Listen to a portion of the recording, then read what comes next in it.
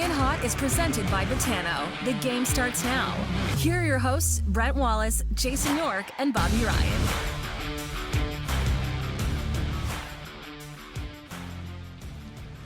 Happy Thursday, everybody. Brent Wallace alongside Jason York, Bobby Ryan. Coming in hot, presented as always by Botano. Go to botano.ca. All right, boys. Big show today. Not so much Sens chatter. We're going to get into some fan questions. We got all kinds of them yesterday. Plus, we're going to do story time, which has been part of one of the questions. So, which is what started this whole thing off and why I asked the questions in the first place. So we'll get to that after. Plus, lock of the day. But boys, we got some injury issues with our goaltending, and so it's going to create a little bit of an issue, I think, going forward. It came out yesterday that our good friend Cam Talbot is on the shelf for another 3 weeks. Is that now making life a little more difficult for the Ottawa Senators to take that playoff spot?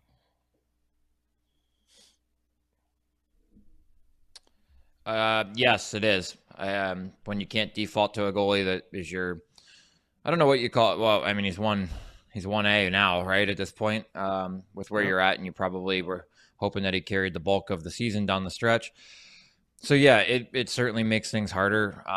In my mind, and there was they had a nice tandem there for a minute with Mandolese and Sogaard, but now you're putting a lot of pressure on Sogaard the rest of the season. Thought he's played well in the other than you give him a pass on the other night when he has to go in kind of cold and not knowing, but yeah, for me it makes it a lot different team going forward, and but I don't know, they played well in front of those two guys as well, and really tightened things up, so that could play into it. But anytime you lose a goaltender that is your guy that was going to carry the bulk of it down the stretch, yeah, it makes things much more difficult. It's a massive gut punch. Like DJ's got to be thinking. DJ's got to be thinking right now. What the? Like, come on. Yeah. What else? We don't have our number one center. We've gone, and everybody has injuries, but it's just so much harder for young teams that are just starting to find their way to manage with things like this. So it's going to be really tough. And that's what this is exactly what they went out and got Talbot for. A situation like this, you got a chance, and this is when, and it's too bad too, because I was really looking forward to seeing Talbot play in this kind of scenario. They kept him at the trade deadline. There was so much chatter, and of course they had to keep him. They were hot as hell right then, and winning so much. So no, it's going to be tough. It's going to be really tough. But hey, Sogaard's played well. And this is don't have to tell you anything nobody knows. This is a massive this could be a career-changing, accelerating time for Sogaard. If he takes the ball here, and this is how careers start in the NHL. Like, you look at when Andrew Hammond, when Gerber got hurt in Carolina. If he doesn't get hurt, Cam Ward, who knows what happens to Cam Ward? We all know what happened. They won the Stanley Cup. Little different situation, but great opportunity. Hey, who knows? Maybe Mandolese gets in there. You never know. This is a cool thing about hockey. Careers, unless you're a really high pick, you need stuff like this to happen to really get, because if this doesn't happen, Talbot keeps playing and Sogaard's not going to get the chunk of starts he's going to get. So I'm excited for him, but not so much for the Sens, because man, this is going to be tough. Yeah. If it's labeled a mid-body injury, which is the rarest of the three forms, where is that exactly? Is that a hip? I was going to say core, oblique, hip. Yeah, somewhere belly in there. Button? Goalies. Yeah, just say torso. Yeah. Torso injuries. Why do you is hockey? Why do we not tell any? It's not like I always wondered about this, Bobby. You're trying to protect a guy, but things happen so quickly on the ice. You don't have enough time to say, okay, I know exactly what's wrong with this guy, so when I get close to him, I'm going to get him right in his oblique.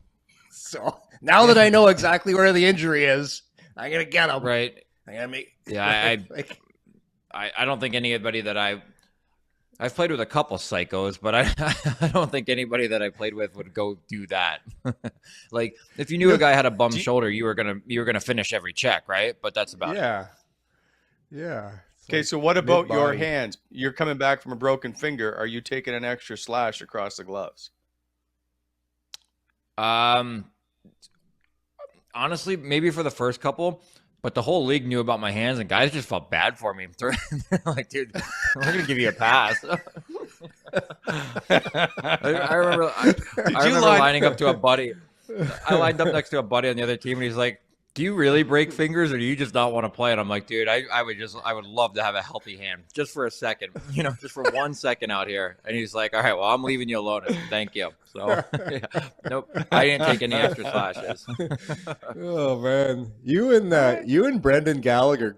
I remember Gallagher used to hurt his hand all the time too. I did color for Montreal for 3 years, and this poor guy, he'd break a finger, break a hand, and come back, same thing. It's some guys, what's funny, Bob?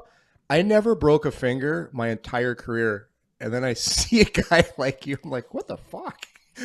Yeah, just couldn't get out of the way of the puck. It was incredible. It was absolutely incredible for a little stretch there. There were Twitter accounts named Bobby Ryan's Fingers. I gotta bring my old. I found my first pair of gloves from 1990. They're these big Louisville leather gloves, and the cuffs come up to like your elbows. And they got these big, meaty fingers. Like nobody's getting hurt in these babies. But now it's the little tiny gloves, eh? I could have worn them. I had gloves from him, and I was under contract with glove companies, obviously, like most of us are for the year. But I had every single pair of gloves from every single, manufacturer in the league at this point sending me gloves saying, hey, just try ours. And I'm like, well, is there chainmail in them? It's not going to make a difference. Like there's nothing I can do about just freak injuries, right? Yeah. So anyway, show hijacked already. Yep. No, what was the biggest change you made to a glove to try and get protected? We built I was always really big on flexibility in gloves. And I said it before. I never dried them because I wanted them to be so maneuverable for my hands. But the biggest thing I think we did was to protect this finger, my index finger on the bottom hand, so much so that we built it that I could barely, like I was holding the stick like this because I couldn't move that finger at all. So we built this like box cardboard, thing around the inside where you would bend it. And it actually helped because it kept that finger off the stick. But at the same time, that's the most important one when you're shooting, when you're doing anything else. So I was shooting pucks like this for about 3 months, trying to just let this finger get better.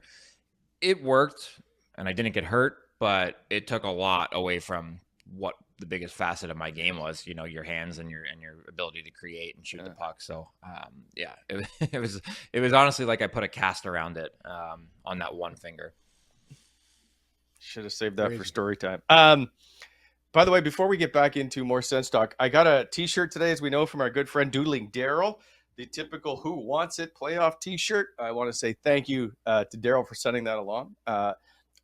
It's very, very form-fitting. It looks great around my workout days with Schwartzy.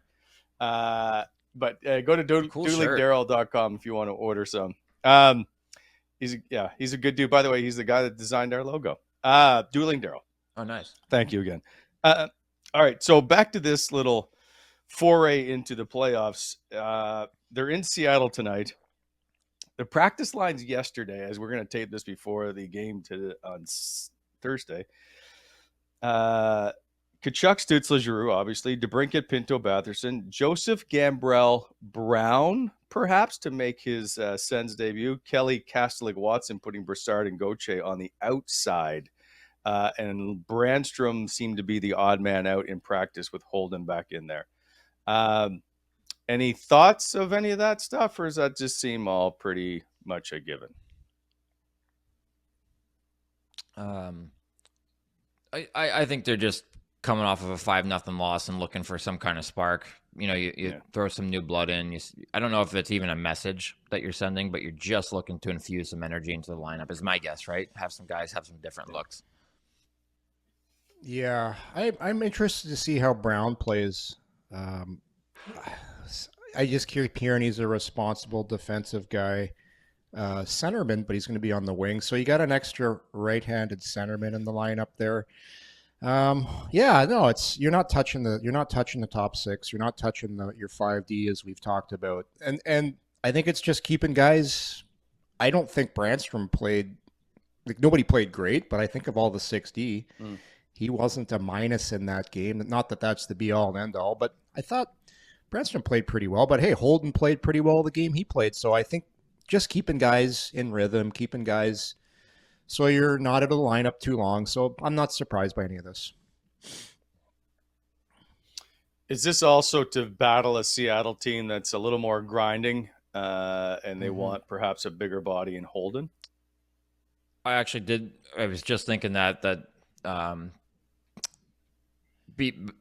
Seattle plays below the top of the circles extremely well. And I say that watching them very limited time. I'm, the old East Coast curse. I'm not staying up for a lot of their games, but I do catch them from time to time. And I think you live in the Central Time. Hey, it's 2 hours. Okay. So, you know what? If Seattle goes on a playoff run, I'll be watching a lot of them when I get back to Idaho. But at the same time, that was kind of my thought, was maybe they wanted something a little more grinding down low. Some guys that are able to hold off some guys a little better, and Holden fits that bill. Yeah, you got big Yanni Gord, Jordan Eberle. But they play well down low. I know they do. You know what they do? They don't turn pucks over. Seattle just doesn't beat themselves. So they're, like, I think I said this the other day, they've got a bunch of guys on their team that weren't first-line players on their other teams. They're usually guys that were very responsible. Eberle is a little bit more of a risk taker, I would have to say. But looking at the rest of their lineup, they're fast, they play hard. They're going to make you earn every single inch of ice out there, and that's why they are where they are. I call it, they play the right way. And so many coaches try to get their teams to play this way. Seattle has to, because if they don't, they don't have the talent of like a Colorado or a Tampa. They can't rely on that. So it's gonna be a very tough game for the Ottawa Senators. I think Seattle won 6. Is it 6 in a row now, fellas? I'm gonna guess. I think it's 6 in a row. So that team is feeling it right now. And it's for Ottawa. It's gonna be, this is every game is gonna be, every time we have a game, this is a huge game. This is a huge game. And tonight, guess what? It's a huge game. So yeah, no, that's probably a reason why Brannstrom's in there. He's big. He's takes up ice, and I thought he played well too, so he deserves to come back in. Holden, I agree. You mean? Sorry, yeah, Holden, Brannstrom. Yeah, Brannstrom's out, Holden in. Sorry about that. I want people throwing things at their TV screens. I will say it's very comforting to see a Brown back in the lineup to go with the greats of Logan Brown, Connor Brown, Josh Brown. We finally have another Brown to put back in the Ottawa Senator lineup in Patrick Brown. All right, boys. You know what? Time for sponsor reads. We should have them brought to you by something, but anyway, we're going to start with Bobby as always. Yeah, you get BEI until you don't say aggregate properly, apparently. Aggregate, Alex, right? Fire it up, and then go right to Renfrew. Aggregate. This show brought to you, as always, by Boucher Excavating, BEI, heavy civil general contractors, hiring in all positions, laborers, mechanics, concrete structure team, quality control, just basically across the board. When planning your next project, consider BEI for your aggregate, supply needs. Go to the website, boucherexcavating.com, or as always, give them a call at 613-432-1120. BEI, Boucher Excavating, helping to shape the Ottawa Valley. That's a 9. That's a solid 9 right there. Yeah, solid 9. Oh man, all right. Yeah. All right, solid 9. Anxiety over. Yes. Oh boy, you doing Renfrew? I'm gonna do Renfrew. Yorkie. Yes. Okay. Yeah. Big. Okay. Big thanks to Renfrew Pro Tape, big sponsor coming in hot. RenfrewPro.com. They always keep our show held together. Wally tries, but it's really we really got to thank Renfrew from that. Available in a variety of colors and patterns. The one with the green core. They're on Instagram as well at Renfrew Pro. That's it. That's all I got. Oh, that you. They're the ones with the green core. And if you go to their Instagram account at Renfrew Pro, yeah, you can get Free Tape Friday, which is coming up. Make sure you feel the game with Renfrew Pro. Available at all major retailers, don't forget. And finally, Alex, we're going to go right to Betano, of course, is our proud presenting sponsor. Betano.ca. Go to Betano, where the game starts now for all the online betting and casino live betting as well. They were voted the EGR Operator of the Year in 2022. Please play responsibly. But Betano, for all your Ottawa Senator and NHL needs for sure, but also they are huge into soccer or football, I guess, if you call it from Europe. Go to Betano, Betano.ca, the proud presenting sponsor of Coming In Hot. Okay. As we move on, one last thing before we get to the questions from viewers. Tyler Boucher, the number 10 overall pick in 2021, out for the season with a shoulder injury. He's playing for Dave Cameron in the Ottawa 67s. He's had a ton of bad luck of late, and this is just the latest, obviously. This brings in a question about shoulder injuries and the Ottawa Senators, and that is obviously Josh Norris is out. We had Shane Pinto out and Colin White also out. All centers. Is there any relation? Like, what's going on? Is this just a freak thing? Do you guys have any kind of idea about shoulder injuries on the Ottawa Senators right now, Bobby?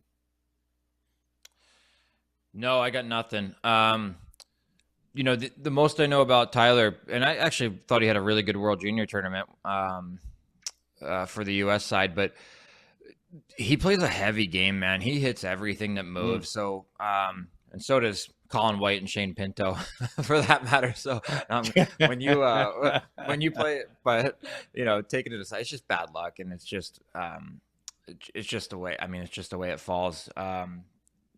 There's no correlation. I think they're probably all different injuries in some sort, but my guess with him is that just wear and tear, and something happened over time. But when you lay the body that much, and he's a heavy hitter. I mean, he doesn't just finish checks. He tries to run guys through the wall. So it takes its toll. It's a shame it's taken its toll for such a young player. But you just hope he has a good offseason, that he can get to working out by May, at least, and come into camp and have a good showing. But yeah, it's just unfortunate because I don't follow him a ton. I don't follow the junior stuff a ton, but I do really, really hope that he has a shot next year.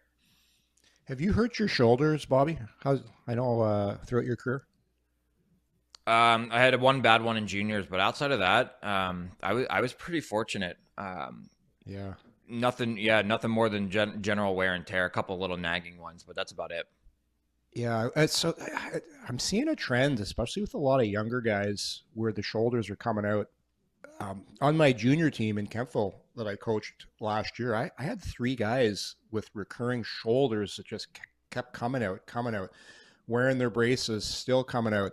And then I was doing some physio yesterday with my buddy Ryan, and we had a discussion about Boucher, and I'm like, okay, is this going to be concerning for a young guy? And he goes, well, when it's happening this much and it keeps coming out, and to your point, the hits he makes, he does a lot of damage on guys, but when you make those big hits, your whole body jars every time, man. And he does that every game.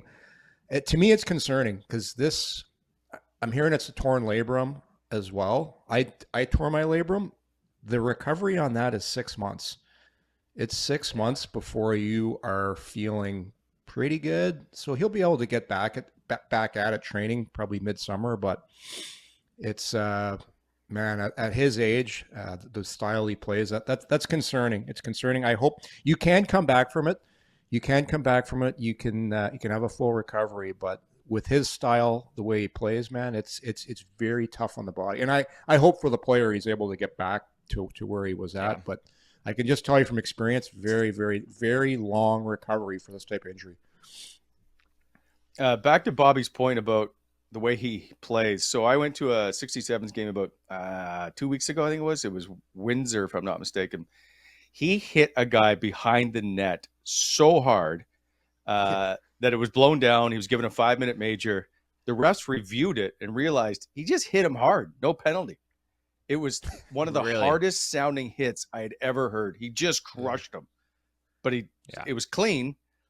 But by the sound of it, you're like, no, that's got to be a 5-minute. Nobody hits that hard. Yeah, crushed him. So I actually think that's part of the reason you're seeing more and more guys get hurt and stuff, because the OHL, they suspend guys for hitting too hard now. Like it's become such a skill league where the guys aren't used to the physicality once they get to the NHL, and I don't know, maybe that has something to do with it. But to me, there just seems like there's an abnormal amount of shoulder injuries going on. Maybe it's the training body, like maybe guys aren't doing enough shoulder work. I don't know, but it's just crazy how many guys are doing their shoulders now. I kind of a discussion for another time, but I also think that we just continuously raise the checking age for young kids, and they don't learn how to properly hit and receive hits until they're a year away from junior hockey. Good luck. It's crazy. It's crazy. That's So I was do going to say that. Do you know what it is, guys? And because I coached novice right up to junior. When you're young, if you don't teach a kid, I call it like your spider sense of being aware when you're young, where the dangers are, what you can and can't do. Oh, let's do this in bantam when I've got a guy on my team who's 6 foot 180 and another kid who's 5 foot 110. That's a great idea. Let's introduce it right now. It's oh god. Yeah. They need to do over on that one. Well, interesting though, my kid, his first year of hitting, which was U14, was the COVID year. So they never got taught the hitting year because it was wiped out. So they've never, that whole entire 07 group has never properly been trained into how to hit. Like they do hitting clinics. You have to take one to start the year each year. It's like 90 minutes. Sometimes they do two 90-minute sessions. That's it. That's how you learn to protect yourself and how you throw body checks. That's not a lot of time. You got 40 kids on the ice.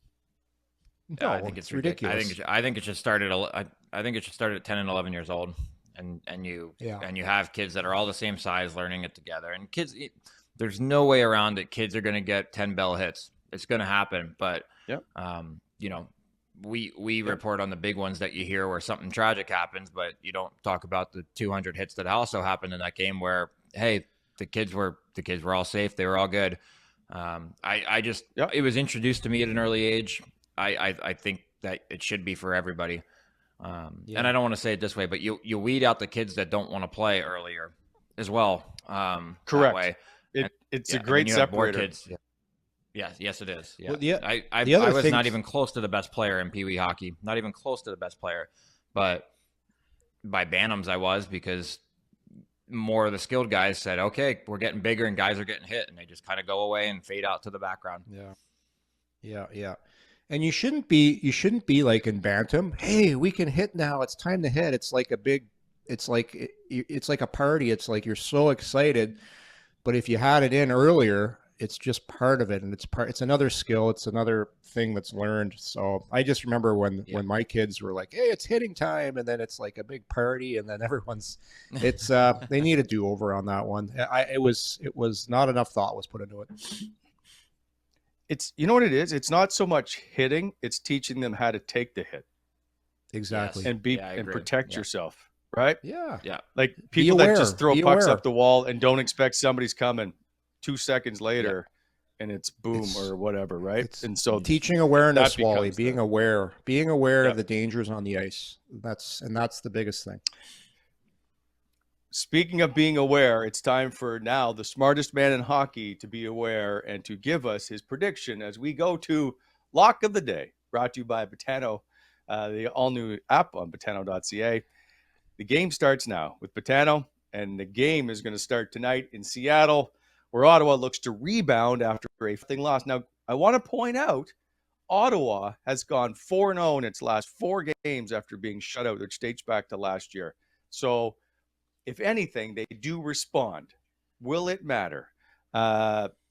Yorkie, you're up first again. Yeah, I wish I would have stuck with my original thought process on the Chicago game. I saw that. I was feeling it last Friday when it was just you and I. We did the show, and I said, "That's a dangerous game. This is a dangerous game." But anyhow, you know what? We get caught up in taking Ottawa. I know. You know what? I wanted them to win. I was hoping they were going to win. It was a huge game. They didn't. But I just think this is going to be a much better game for the Ottawa Senators. They're going to come to play. They're going to be ready. But sometimes you're ready and you play as well as you can. And it doesn't work out. So I like Seattle. They're hot right now. They're at home. I think Seattle wins a close one tonight. Bobby? Sorry, I'm making a note here because I'm thinking about they do respond. Seattle's been very man. This is a tough one because I've always liked the response. Hey, let me put this. I'll throw. Okay, I go think ahead. they're coming off a 4-game road trip. They've just won all 4 games, if I'm not mistaken. You're going to be hungover. Yeah, they do have the trap game makings here. But only for the sense that I got to start making some ground up on Yorkie here. And I think the Sens are going to come out and play a good, solid game. I'm going to go ahead and take the Sens in this one and let them get back on track for this little playoff run because I think they have the opportunity to do that tonight. Ottawa hasn't beaten Seattle. I'm not worried about it. Does that matter? What's the overall record? They see Seattle's 2-0-1. Seattle is versus Ottawa. Historic franchise. The Seattle they are. But one of them was when they got blown out. Just bring you the facts. Yes, they had that Ottawa, blowout game. 8-4, I think it was. Yeah, so we'll count that one as a dud, and then it's 1-0-1. So they were in some games. I'm sticking to my guns here, Wally. What do you got? Do you care as a player if you get blown out by the team the next time you face them? No, it's forgotten. Forgotten. Yeah, especially if it's been a long time too. Yeah, not a chance. I think Ottawa's had an extra day off to get ready for this. Maybe a little new blood with Patrick Brown in the lineup. Oh yeah, Brown's getting 2 tonight. Well, let's see. Sogaard. Yep, wants to get back. You know what? I'm gonna take an Ottawa victory here. I like it, boys. I like it. Soon to be 500. Wally, 9-7 after this. We should have gave Bobby Chicago, and then he would have been even better. We didn't want to sue him, we thought, so we made you right. Yeah, we picked Ottawa for you. Yeah. Goes to show what we know. All right, that's lock of the day. We'll find out on Monday how we did. All right, time now, Alex. This is exciting for Ask Us Anything. What was that? Oh, man. Was that the Colorado sound they get after they've killed off a penalty? No, that's Mario Kart. When the penalty expires. when you power up. We probably that one for a while. $3.95 to be able to play that music. All right, so by the way, do any of you know what this picture is from? That's the time the three of us went to Napa together. I don't know. No. Went on a wine tasting tour. Hey, I'm not allowed. If once I get in that general vicinity, alarm bells start going off. I can't go back. Yeah. So it's got like a Hunger Games look to it or something. I have no idea. During so when I was doing arts and crafts, I was like, I need a picture of the three of us to come up with something stupid, and so I typed in 3 idiots, and 3 idiots is a movie. And this is one of the pictures from the movie. So it seemed fitting, the 3 idiots. So here we go. Perfect. Nice. Although I do think Bobby looks phenomenal in this, but it's my favorite. All right. So I like that. I asked people to send in some questions. We got lots of different varying varieties of questions. So I'm going to start with a few and then see where this goes. David Joseph, I believe, is Joseph David 1986 on Instagram. Bobby, will Bobby Ryan give poutine another try? No. And I got nothing to elaborate on. No. What? I just don't get it. No, I don't like cheese curds. I don't love gravy unless it's on like a pot roast or a short rib. It makes the fries soggy. If I want fries, I want crispy fries with ketchup. That's it. And salt and vinegar, or salt and a little bit of black pepper. That's it. Just very, very simple fries. And fries are one of the best things on the planet. One of the hardest things for me not to eat when I'm dieting by far. And if I'm going for fries, they're not going to be soggy, and I'm not going to ruin them or tamper with them. Wow. You're so disrespectful.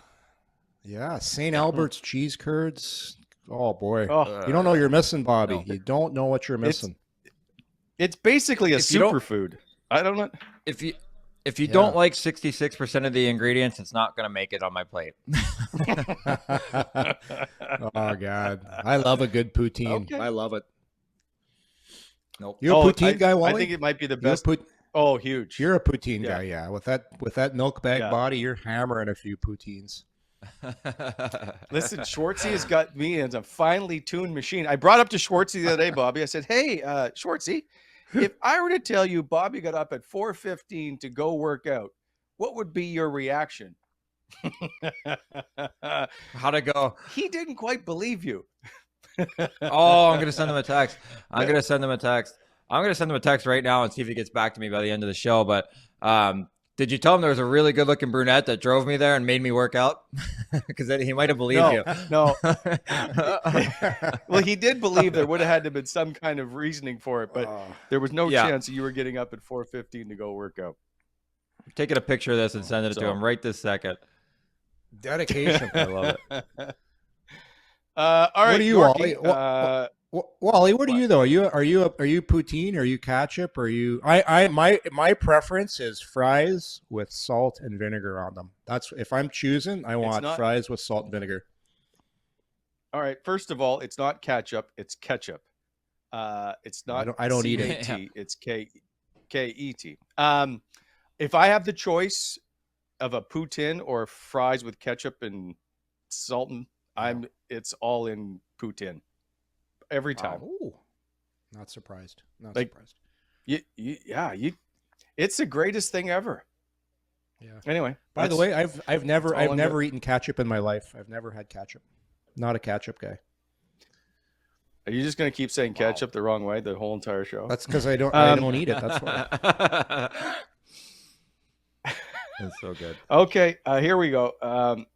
I'd love to get Yorkie's perspective on the change in captains from Yashin to Alfie. But this is by Mark P. at Gord's Take. What was the room like? Was Alfie always Alfie, or did he grow into that? So when I first came to Ottawa, it was Randy Cunningworth for 1 year, and he was awesome. And then Yash was kind of given the C for various different reasons. And I think one of them was to motivate him. And anytime you do that, the whole team knows it. So it's like and I sat beside Yash, like just to make things clear here, I sat beside Yash in the locker room for 5 years. Really, really liked him. Really good person. Great player. Should he have been the captain, in my opinion? No, he shouldn't have been the captain, but that's not his fault. Alfredson, as he matured and got better, it was the right thing to do. It was seamless, and everybody knew it. It was just a matter of time. And I think when Yashin held out that 1 year, it just accelerated the process. So anytime, a lot of teams do that. This is our best player, and Yashin was, for the first part of that Ottawa Senators team, he was given the C. And I don't like when teams do that. Just give it to the best player. But anyhow, Alfie ended up being the best player after a while, and it was the right thing to do. And later on in the 2000s, when I was gone, like Alfie his game just came so far. I'll say this, Wally, too. When I was with him for the first 5 years, he had a lot of injury problems. So there were seasons where he missed a lot of hockey. He had a tough time staying healthy, but when he was, and I'm a big believer too. Yes, it's important to have C's and A's on jerseys. everybody in the room knows who the real leaders are, though. Like it's I'm not going to say it's blown out of proportion, but it's very overrated. This whole captain and assistant thing. When you're in the locker room with the 20 guys, there's almost sometimes a different leadership group that takes over, and those are the real leaders of the team. And then when you get to the playoffs, it's I know I'm rambling here, but I think the C's and A's things is very overrated. But to your question, it was seamless when Alfie took over. Well, we all knew that Yash wasn't the captain. I'm trying to think back though. I don't remember thinking Alfie was necessarily the captain. We figured he would get the C, but who in that room, I guess, was the leader at the time? Was there a de facto captain? So I'm trying to think when Alfie was officially given the C too, because it was during the holdout. It was 90. Okay. Is that 99, 2000? Yeah. Okay. That was my 99. Second last year with Otto. You know, we didn't really think a lot of it because he was already doing things on the ice. He wasn't a big talker. He was just leading by example. So it's like, yeah, he's the captain. So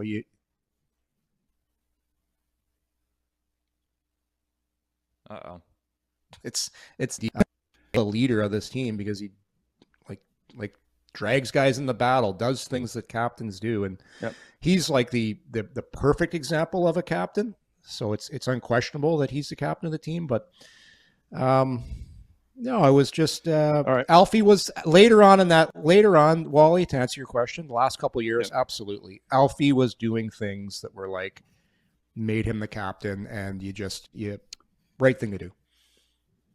All right. Maybe a little shorter, Bobby, on this answer. Who's oh, well, you know what? Since Yorkie brought up the seating assignment, who decides the locker room seating assignments? This is from Amy Bell. Coach, players, trainers, who was the best to sit beside in the room and who was the worst? And I will say, I do know when Guy Boucher came in, he decided he was putting lines together. I do remember that particular, which was a disaster, I thought, but maybe I'm wrong. You tell me who moved all your seating assignments around. So ours were, do you guys hear that or is that just me on my end? Oh, there it goes. It's gone. So Guy was real big on seating assignments, and then he realized that the line shifted too much to keep that really constant. I actually think when I had Carlisle, it was the trainers that kind of did it, I believe. So I think it depends on the coach and whether he was really adamant about whether there were certain combinations that were together. I know Guy, after he got to really know guys and their personalities, would group guys by that at home anyway. But then you would go on the road and it would be a cluster. So it was, at home, he would put guys together for sure. But he was the only coach. Other than that, it was just kind of the equipment managers basically putting guys in certain areas. You would always try to keep the forwards together, the D together with the goalies, and they had the extra room kind of thing. Guy, I remember, but Guy was very, very different about it. He wanted personality. Like, I remember he came to me and said, "Who do you want to sit next to?" And I said, "It doesn't really matter." But he said, "Would you sit next to Pi? Because I know you don't like to talk much in the locker room when you're getting ready." And I was like, "I would love to sit next to Pi because we would sit next to each other. I'd look over and be like, 'How are you today? You ready to go?' And he'd be like, 'Yeah.'" Like we meshed together great. But then I had Pagnotta on the other side who never shut up. So, I was between those two, and I had a great balance, and Guy knew his guys and knew that I needed a balance between the two. So he catered to certain guys and certain things. I will say the only guys that were really bad to sit next to were always the guys that kept their stick in the stall. Drove me insane. And then you have guys like Zach Smith, who one of my favorite guys I've ever played with. Disaster. Tape everywhere, shit laid out on the ground in front of them. I'm like, so every time you want to put a next piece of gear on, you have to stand up, go get it, and bring it back because it was just an absolute sideshow. So I loved sitting next to Pi, loved sitting next to Mark Stone. Pager was pretty good. Clark MacArthur was good. Brian McGrattan in Anaheim, the very short period of time that he was there was horrendous. He's a close talker. So you got that little divider. We used to call it the border. And I'd be like, "Hey, Border Patrol is calling because your face is over trying to talk to me." And then I will say that I think the very best person that I ever sat next to was Ben Lovejoy.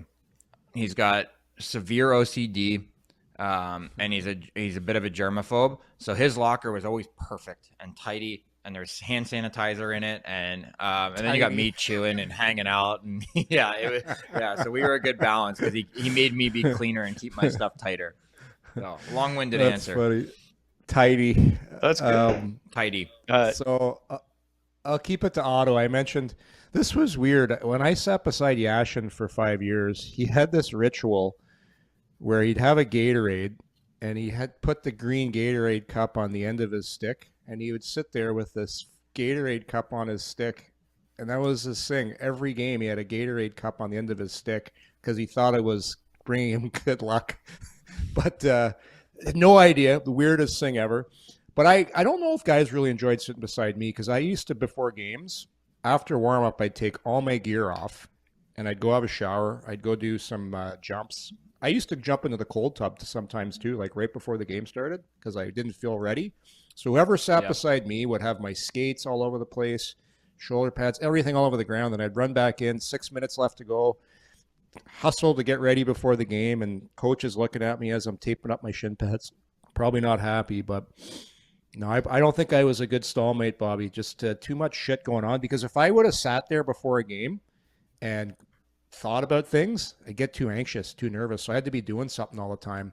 Otherwise, I would get start thinking about the game too much. There are two spots in that locker room that are right next to basically the shower, right? They're the easy escape spots. Radek Bonk used to always sit there. I'm just curious, are those still, or were they the most coveted spots so you guys could get in and out without having to speak to the media or hide in the back? Yep. Yeah, they're coveted. The only problem is it's a high traffic area because every guy's in and out of there, so you got guys in your space all the time. I absolutely loved my spot. I had the one spot when you walk into the room on the right-hand side. I was 2 stalls in, Pyatt and then myself, and I was so close to the equipment manager's door that you guys would be coming in, and I would be looping right behind that equipment manager's door, taking the long hallway out and down. So I knew what I was doing. It's all positional awareness. But you do actually think about it. You're like, I'm in a media spot, because my first year they put me down where Alfie was, and you guys would always make that beeline straight down the middle of the room, and I'm like, oh, I can't go right. I can only go left, and there's no way around it right now. So you make eye contact with the first reporter in, and you're like, damn it. I'm here. Damn it. I'm here. Oh, that's good. Okay. You know what? I'm going to get to this one now, and you can decide to whether you want to answer it, Bobby, or not. I read this one. This is a good one. He's answering. I didn't read any of these. I got to be honest with you. Of these. Oh, yeah. Jimmy Stew on Twitter. Jimmy. For Bobby. Love what Jimmy. Was it like being in the dressing room with all the stuff that went on between Karlsson and Hoffman, and how bad was it dealing with Eugene? I'll leave out the second part. I didn't mean to read that part. But do you want to discuss briefly, because I did want to get to it at one point during a show, to discuss the drama that unfolded on that team that season. Do you have a Cole's Notes version, or do you want to have one? I'll actually just say I absolutely loved Eugene. I absolutely loved him. I know all the stuff with the finances and the way he ran and outside of it, but I'm just talking about my personal experience with him was incredible. Every time he came in, and I think he liked talking to me because we talked outside of hockey about stuff, and we always had good, positive conversations. Always remembered my wife and kids' names. Always took time out of his day to say hello. So I have nothing but fond experiences with him. I'll say that. On the other side of things, I won't go into detail on anything. I don't think that's anybody but their family's businesses now at this point, because it's so far removed. But it was obviously we knew about it long before the organization did. And I remember when it got brought to Guy's attention, we talked about it, him and I, in the hallway for a half hour one time about how to manage it within the room. And the best way to manage it, honestly, was we had to ignore it. And we did to a degree, but there was when did it all come out? Was it March? So there wasn't a lot of time left. Yeah, March. It felt like it was just before the draft, kind of thing. Because Hoff got traded right away. Yeah, that was immediate. I remember that. a lot of us knew details and a lot of us didn't know details. There was a split. Some guys just didn't care and didn't want to be part of it, and other guys were like, okay, well, now it's managed. Now it's, you know, the guys with wives and families were like, what's going to happen up in that room? Because that's, you know, the last thing you want to do is leave a game and then hear about the drama that's happening outside of the locker room. That's first and foremost. And I remember they had wives meetings on it. They had different things around it. We as a team and some of the older guys said the best way for us to do this is to make sure those two are supported in any certain way, whether, you know, and not to cast blame on one or the other, because really neither one of these two guys knew much about it until it became a bigger thing. But there was certainly animosity between the two of them at that point. There was certainly, let's sit them further apart from each other. Let's let them avoid each other at best. But like those two guys still played cards together on the table. Like there were ways around it, and we figured them out. But I thought we handled it really well. Tried to keep it very, very, you know, closed lid, so that didn't become a major thing outside of the room and in the media. And you know, but it made the year harder. It certainly made the year harder. It made you're just like waiting for the shoe to drop on it all year long. So everybody's walking on eggshells. It was a hard, I guess it was 3 months of that season that it was pretty hard on all of us. Yeah. 3 months of that season that was a train wreck. I got told early on, like, because you guys have started to struggle, and they were talking about, well, it's got to do with the wives lounge more than it's got to do with the players on the ice. And I remember being told how, I'll say, disruptive the off-ice stuff was getting and how it was causing issues basically on the ice. And I don't know to what extent, but I just knew that there was a lot going on in that wives lounge that was really causing problems with the way that the team was performing. I do remember that. So I say lucky. My wife and I at the time were really lucky because we had a young baby. So she wasn't involved in the day-to-day stuff. She didn't attend a lot of games at this point, but obviously was on the text thread and understand. I'd come home and she'd be like, have you heard anything? And I'm like, I did, but I don't know what you heard. I'm not talking about it. And she would tell me what was going on up there. And I'm like, honestly, and I remember telling Danielle, I just said, hey, the best thing for you to do is when Melinda texts you or when Monica texts you, be supportive of both of them, take the middle ground, and, you know, form your own opinion over time. And she did, and she handled it really gracefully, I thought, on both sides of that situation. But yeah, there was a lot and it was a young wise room, right? So it was tough. It's like there weren't many old salts like old salts like Danielle weren't around to kind of balance things because we had the young baby. So there was something every single game there was something, and you would hear about it the next day, and you're just like, we lost 4-1 last night. Let's talk about anything else but what's happening in the wives room. Stop giving them wine. Hey, the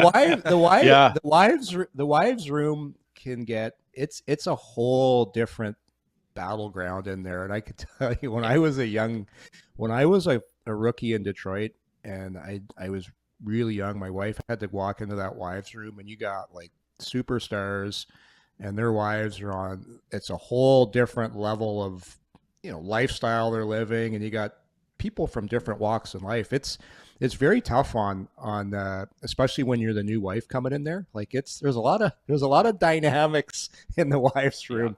So, but I'll say to Bobby's point, once guys get in the locker room, it's business. It's business, and it's your escape from what you've done, and you become a kid again. You're playing hockey, and there's always issues. Like obviously this was at a different magnitude, but every team's got issues. It's just sometimes they come out, sometimes they don't.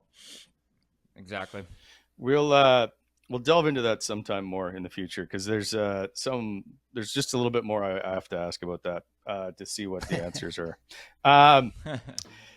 Anyway, I'm moving on because we got a ton of questions I want to get to. What a reality show that could have been, eh? Like Hockey Wives with Ottawa Senators. What a show that could have been.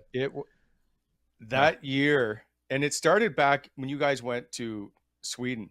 Anyway, I don't want to get into. There's more to talk about. I'm lucky I missed that trip. I know that much. I'm lucky I missed that trip because I know about it.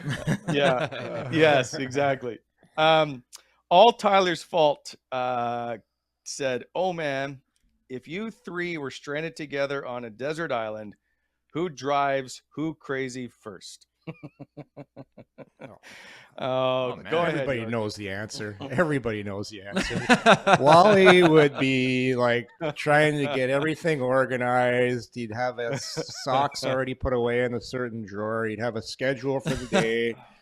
All right, we're catching our fish at this time of day, guys. Okay, you're in charge of this. You're getting the fish. Oh, it would just be we would kill Wally by day 2. He'd be done. Yep.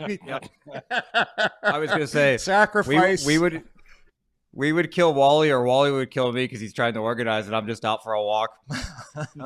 Leave me alone. I'm shocked you let me get to day 2. Day 2. Well, we'd be quick, but we do this, Bobby. Yeah, let's do it. Okay, get the knife. He's done. Okay, thanks. Fair enough. Bobby, actually Bobby and Yorkie from I Glow Sticks. Favorite teammate you ever played with? Now, I think I know the answer. I'm going to say Zach Smith, but you tell me. Yeah, he's up there. I would say Smitty, Craig Anderson, and I had a couple real good ones in Anaheim. And Tyler Bertuzzi, though. Actually, Tyler Bertuzzi is one of my favorite guys ever. Yeah. Absolute beauty. Yeah, that Yorkie, do you have one? I got lots. I could go team by team, but if I look at, I'll stay with favorite. With Ottawa. Favorite. So I just got a note from one of my good buddies. He was only in Ottawa for a while, Andreas Johansson. This guy, remember he had 21 Married goals. Miss Sweden. Yeah, Susanna, she was great. So then we were in Ottawa together. Then we were in Nashville together.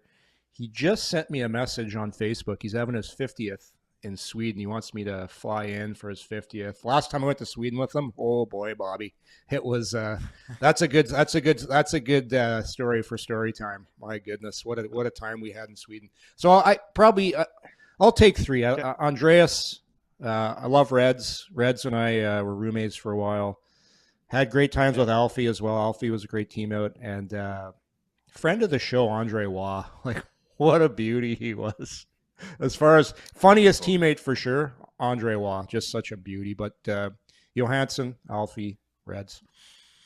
Okay, I have an Andreas Johansson signed stick in here somewhere. He was one of my favorites early on, and I do remember the 21 goals at Christmas. Then he finished with like 22 goals on the year. Yeah, there's so many guys. Last couple of notes before we go to story time, because there's one more from a guy. Keith just wrote in on YouTube just says, "Oh, sorry, he wanted a question. Is Bobby wearing foundation?" Now, Bobby, I will say I defended you and said no, he's just naturally beautiful. But maybe I'm wrong. Are you wearing makeup? There's not a speck of makeup in this house. I can promise you that much. No. I remember I used to go to photo shoots or whatever, and they'd be like, "Hey, can you put this on?" I'm like, "Absolutely not. I'm not wearing that. Just turn the camera on, do the interview, and shut up." Like, put foundation on. Not a chance.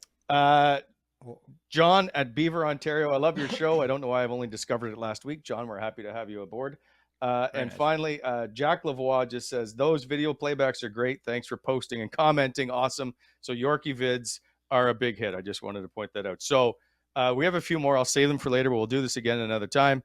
But finally, as we go to story time, this is what started it. There was a question in a chat a couple shows ago by Devin Olson. Go ahead. You know what, Alex? If you have the animation, run it.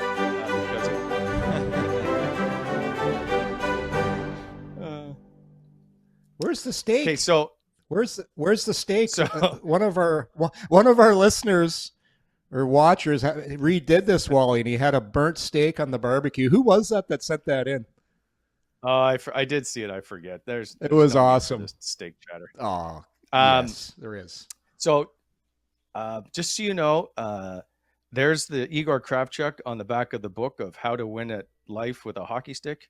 Very, very good book.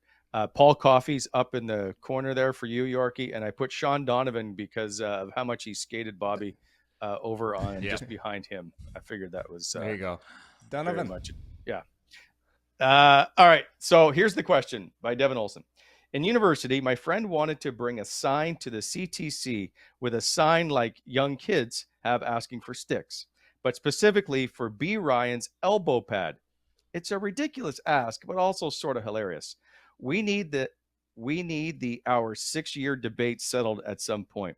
Would he have given an elbow pad at any point to a fan? No, only because I was so particular about. I wasn't particular about gear. I just had pads that I wore for most of my career. My elbow pads by the end were falling apart. So I might have gone and gotten you a new Jofa from the back, but it wasn't coming from my elbow. I liked my stuff, and I was very particular about it. So no, that would have been. I'll give you 5 sticks before I give you an elbow pad. That's for sure. What's the weirdest thing that you've ever, and this is for both of you, have been asked to autograph? I got to jump in because nothing is going to beat this. Somebody asked me to sign a goat in Anaheim. Came to swear to God, I mean, shows up at I was doing a thing for Sherwood. They flew out for a couple of days and I was doing a signing. I was part of it at whatever the equivalent of is Pro Hockey Life. And this lady shows up with a goat. And I see it like 10 people back, and I'm like, what in the hell is going to happen when she gets up here? And she said the goat's name's whatever it was, but he reminds me of you. And on the side of the goat was his mark, like any other animal's markings. The number 9 was in the marking.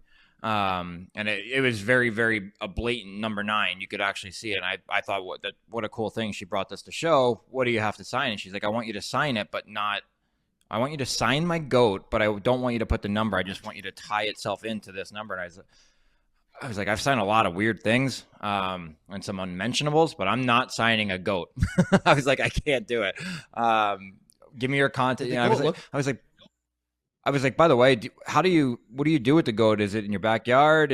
She's like, no, they're like my pets. I have 2 goats. They run the house. I was like, pardon? So this lady had goats in her house all the time. And I remember thinking, when I left there, I was like, I don't think it gets weirder than that. That's never going to happen again. So that's my story on that one. So she said it reminded did you kind of look like the goat? Like, did she get into detail? Like why the goat reminded? Greatest of all time. It was just right. It was just the goat reminded me of because of the number. I was wearing number 9 at the time in Anaheim. Right? So okay. Like okay. I got him. I thought it was she's like bit of a super fan. Why? Because there's some people sign it.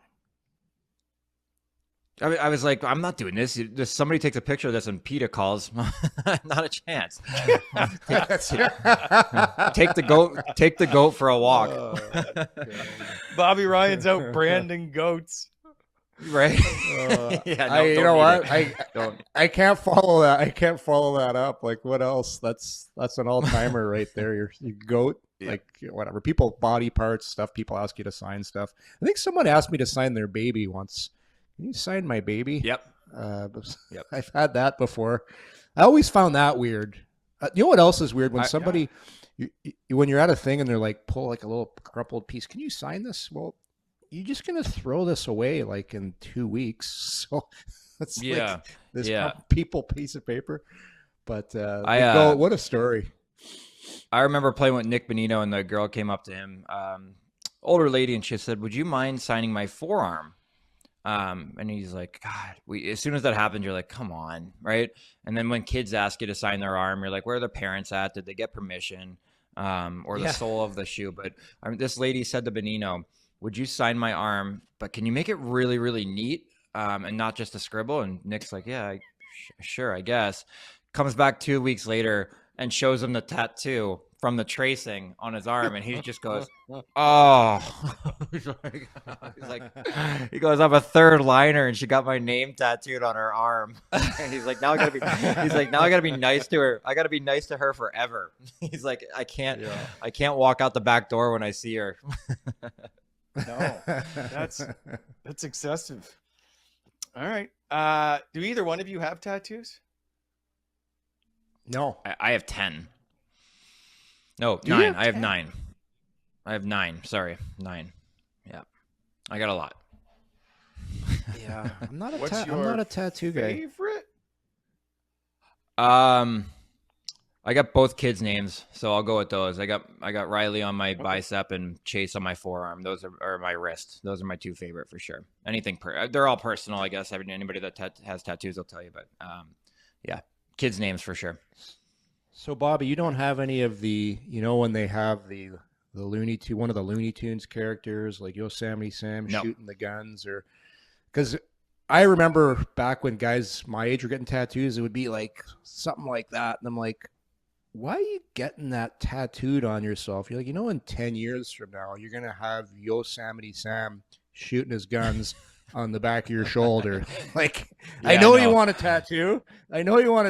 But is that really gonna age well with you, like when you're older? Yeah, no, Never nothing. I have no. understood that.